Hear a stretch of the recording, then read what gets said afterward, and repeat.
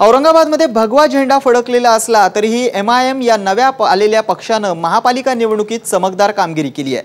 25 जागा मिळवत हा पक्ष दुसऱ्या क्रमांकाचा पक्ष ठरलाय।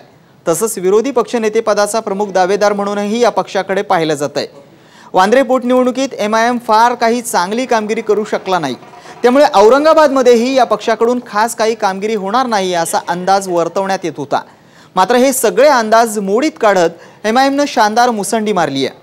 खरं तर या पक्षालाही निवडणुकांपूर्वी अंतर्गत बंडाळीने ग्रासलं होतं, मात्र या पक्षाने महापालिका निवडणुकांमध्ये काँग्रेस आणि राष्ट्रवादीला पार खाऊन टाकलंय। त्यामुळे आगामी काळात या पक्षाची ताकद वाढण्यास मदतच होणार आहे।